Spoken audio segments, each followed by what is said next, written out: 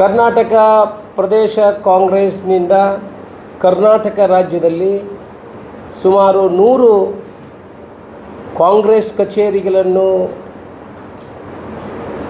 ಕಾಂಗ್ರೆಸ್ ಕಟ್ಟಡವನ್ನು ಆರಂಭ ಮಾಡಲಿಕ್ಕೆ ಯೋಜನೆಯನ್ನು ಹಾಕ್ಕೊಂಡಿದ್ದಾರೆ. ಕಾಂಗ್ರೆಸ್ ಪಕ್ಷದ ನಮ್ಮ ಕೇಂದ್ರದ ವಿರೋಧ ಪಕ್ಷದ ನಾಯಕರು ಆಗಿರುವಂಥ ರಾಹುಲ್ ಗಾಂಧಿಯವರ ಕನಸು ಇದೆ. ಕರ್ನಾಟಕದ ಪ್ರತಿ ವಿಧಾನಸಭಾ ಕ್ಷೇತ್ರದಲ್ಲೂ ಕೂಡ ಕಾಂಗ್ರೆಸ್ ಭವನ ಎದ್ದು ನಿಲ್ಲಬೇಕು. ಈ ನಿಟ್ಟಿನಲ್ಲಿ KPCC ಅಧ್ಯಕ್ಷರು ಈವಾಗಲೇ ಸುಮಾರು 90 ವಿಧಾನಸಭಾ ಕ್ಷೇತ್ರಗಳಲ್ಲಿ ಕಾಂಗ್ರೆಸ್ ಭವನಕ್ಕೆ ಜಾಗವನ್ನು ಮೀಸಲಿಡುವಂಥ ಕೆಲಸವನ್ನು ಮಾಡಿದ್ದಾರೆ.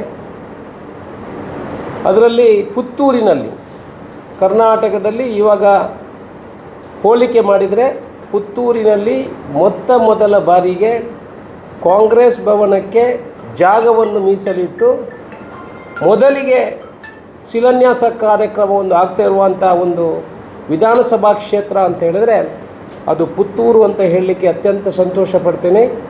ನಾಳೆ ಶುಕ್ರವಾರ ಸಾಯಂಕಾಲ 6 ಗಂಟೆಗೆ ನಮ್ಮ ಕರ್ನಾಟಕ ಪ್ರದೇಶ ಕಾಂಗ್ರೆಸ್ನ ಅಧ್ಯಕ್ಷರು, ರಾಜ್ಯದ ಉಪಮುಖ್ಯಮಂತ್ರಿಗಳು ಆಗಿರುವಂಥ DK ಶಿವಕುಮಾರ್ ಅವರು ಈ ಶಿಲಾನ್ಯಾಸ ಕಾರ್ಯಕ್ರಮವನ್ನು ಮಾಡ್ತಾ ಇದ್ದಾರೆ.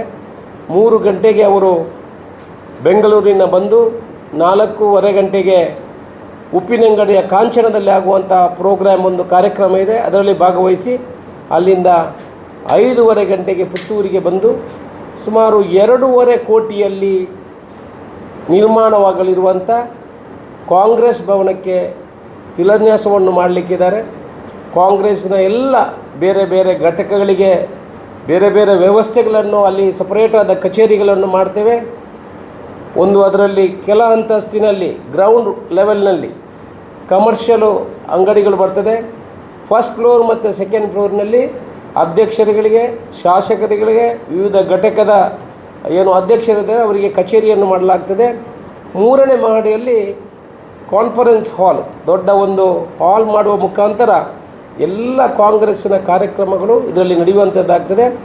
40 ವರ್ಷದಿಂದ ಕಾಂಗ್ರೆಸ್ಸಿಗೆ ಇಲ್ಲಿ ಒಂದು ಚಿಕ್ಕ ಕಚೇರಿ ಇಷ್ಟವರೆಗೆ ಇತ್ತು, ಇನ್ನು ದೊಡ್ಡ ಕಚೇರಿಯನ್ನು 9 ತಿಂಗಳಲ್ಲಿ ಫಿನಿಷ್ ಮಾಡಿ ಆ ಎಲ್ಲ ಕೆಲಸವನ್ನು ಫಿನಿಷ್ ಮಾಡಿ ಡಿಸೆಂಬರ್ ಒಳಗಡೆ ಆ ಕಚೇರಿಗೆ ಶಿಫ್ಟ್ ಆಗುವಂಥ ಎಲ್ಲ ಕೆಲಸಗಳನ್ನು ಮಾಡ್ತೀವಿ. ಎಲ್ಲ ಕಾಂಗ್ರೆಸ್ ಕಾರ್ಯಕರ್ತರು, ಅಭಿಮಾನಿಗಳು, ಬಂಧುಗಳು ಈ ಕಾರ್ಯಕ್ರಮಕ್ಕೆ ಬಂದು ಯಶಸ್ವಿಗೊಳಿಸಬೇಕಾಗಿ ಈ ಮೂಲಕ ವಿನಂತಿ ಮಾಡಿಕೊಳ್ಳಿ. ನಾವು ಇದು ಸುಮಾರು 2.5 ಕೋಟಿ ರೂಪಾಯಿಯಲ್ಲಿ ಈ ಕಾಂಗ್ರೆಸ್ ಭವನ ನಿರ್ಮಾಣ ಆಗ್ತದೆ. ಒಬ್ಬರೇ ಈ ದುಡ್ಡನ್ನು ಹಾಕಿ ಮಾಡಲಿಕ್ಕೆ ಶಕ್ತಿ ಇದ್ದವರು ನಮ್ಮ ಕಾಂಗ್ರೆಸ್ನಲ್ಲಿ ಇದ್ದಾರೆ. ಆದರೆ ಕಾಂಗ್ರೆಸ್ ಭವನ ಅಂತ ಹೇಳಿದ್ರೆ ಎಲ್ಲ ಕಾರ್ಯಕರ್ತರ ಆಸ್ತಿ ಆಗಬೇಕು. ಅದಕ್ಕೆ ಎಲ್ಲರ ಹತ್ರ ಯಾರ್ಯಾರು ಕಾಂಗ್ರೆಸ್ನ ಸದಸ್ಯರಿದ್ದಾರೆ, ಕಾರ್ಯಕರ್ತರಿದ್ದಾರೆ, ಪ್ರತಿ ಗ್ರಾಮ ಮಟ್ಟದಲ್ಲಿ, ವಲಯ ಮಟ್ಟದಲ್ಲಿ ರಸೀದಿ ಪುಸ್ತಕವನ್ನು ಅವರಿಗೆ ಕೊಳ್ಳಲಾಗಿದೆ. ಅವರಿಗೆ ಶಕ್ತಿ ಇರುವಷ್ಟು 100 ರೂಪಾಯಿಯಿಂದ 50 ರೂಪಾಯಿಯಿಂದ 1,000, 1 ಲಕ್ಷದವರೆಗೆ ಅವ್ರ ದುಡ್ಡನ್ನು ಕೊಡ್ಬೋದು. ಅವರನ್ನು ಶೇಖರಣೆ ಮಾಡಿ ಈ ಕಾಂಗ್ರೆಸ್ ಭವನವನ್ನು ನಿರ್ಮಾಣ ಮಾಡುವಂತ ಕೆಲಸವನ್ನು ಮಾಡ್ತಾರೆ. ಮುಂದಿನ ದಿವಸಗಳಲ್ಲಿ ನಾನು ಕಟ್ಟಿದ್ದು, ನಾನು ಮಾಡಿದ್ದು ಯಾರು ಆ ಹೆಸರನ್ನು ತಗೊಳ್ಬಾರ್ದು. ಅದು ಕಾಂಗ್ರೆಸ್ ಭವನ, ಕಾರ್ಯಕರ್ತರ ಭವನ, ಪಕ್ಷದ ಭವನ. ಆದ್ರಿಂದ ಎಲ್ಲರ ಹತ್ರ ಯಾರಿಗೂ ಒತ್ತಡ ತರುವುದಿಲ್ಲ. ಯಾವ ಸರ್ಕಾರಿ ಅಧಿಕಾರಿಗಳ ದುಡ್ಡು ಕೇಳಬಾರ್ದು ಅಂತ ಹೇಳಿದೀನಿ. ಯಾರಿಗೂ ಒತ್ತಡ ತಂದು ದುಡ್ಡು ಕಲೆಕ್ಷನ್ ಮಾಡಬಾರ್ದು ಅಂತ ನಮ್ಮ ಪಕ್ಷದವರಿಗೆ ಹೇಳಿದೀನಿ. ಆದ್ರಿಂದ ಯಾರಿಗೂ ಕೂಡ ಒತ್ತಡಗಳು ಇಲ್ಲ. ಯಾರು ಸ್ವಯಂ ಪ್ರೇರಣೆಯಿಂದ ಹಣವನ್ನು ಕೊಡುವಂತ ಕೆಲಸವನ್ನು ಮಾಡ್ತಾರೆ.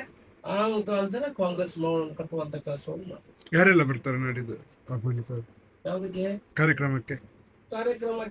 ಮುಖ್ಯವಾಗಿ ನಮ್ಮ ರಾಜ್ಯದ ಅಧ್ಯಕ್ಷರು ಬರ್ತಾರೆ, ಮತ್ತೆ ಜಿಲ್ಲಾ ಅಧ್ಯಕ್ಷರು ಬರ್ತಾರೆ, ಮತ್ತೆ ನಾವೆಲ್ಲ ಪ್ರಮುಖರು, ಪಕ್ಷದ ಪ್ರಮುಖರು, ಎಲ್ಲ ಜವಾಬ್ದಾರಿ ಹೊತ್ತವರು ಎಲ್ಲ ಬರ್ತಾರೆ. ರಮಣತ್ರಯಿಗಳು ಬರ್ತಾರೆ, ವಿನಾಯಕ್ ದಾಳಿ ಅವರು ಬರ್ತಾರೆ, ಆನಂತರ ಐವನ್ ಡಿಸೋಸ್ ಅವರು ಬರ್ತಾರೆ, ಮಂಜುನಾಥ್ ಭಂಡಾರಿ ಅವರು ಬರ್ತಾರೆ. ಏನಾದ್ರು ಜವಾಬ್ದಾರಿಯನ್ನು ಹೊತ್ತವರು ಪಕ್ಷ ಕಾಂಗ್ರೆಸ್ ಭವನ ಟ್ರಸ್ಟ್ ಇದೆಯಲ್ಲ, ಟ್ರಸ್ಟ್ ಇದನ್ನು ನಿರ್ವಹಿಸುವುದು ಹೇಗೆ? ಟ್ರಸ್ಟ್ ಇದನ್ನು ನಿರ್ವಹಣೆ ಮಾಡ್ತಾರೆ. ಕಾಂಗ್ರೆಸ್ ಭವನ ಟ್ರಸ್ಟ್ ಇಡೀ ಕರ್ನಾಟಕಕ್ಕೆ ಒಂದು ಟ್ರಸ್ಟ್ ಅನ್ನು ಮಾಡಿದ್ದಾರೆ. ಎಲ್ಲ ಏನು ರೆಕಾರ್ಡ್ಗಳು ಇರ್ತದೆ ಅದು ಕಾಂಗ್ರೆಸ್ ಭವನದ ಮೇಲೆ ಅದು ಅವರ ಅಧಿಕಾರದಲ್ಲಿ ಇರ್ತದೆ, ನಿರ್ವಹಣೆ ಮಾಡುವಂತದ್ದು ನಾವು ಲೋಕಲ್ ಈಗ ಜಾಗ ಯಾರ ಹೆಸರಲ್ಲಿ ಇರ್ತದೆ? ಕಾಂಗ್ರೆಸ್ ಭವನ ಟ್ರಸ್ಟ್ಗೆ ಎಷ್ಟು ಜಾಗ? 8 ಸೆನ್ಸ್ ಜಾಗ ನಮ್ಮ KSRTC ಬಸ್ ಸ್ಟ್ಯಾಂಡ್ ಈಗಾಗಲೇ ಅದು ಟ್ರಾನ್ಸ್ಫರ್ ಆಗಿದೆ. ಟ್ರಾನ್ಸ್ಫರ್ ಆಗಿ ದುಡ್ಡು ಕಟ್ಟಿ ಸರ್ಕಾರದಿಂದ ಮಂಜೂರಾಗಿ ಯಾವತ್ತೇ ಆಗಿದೆ.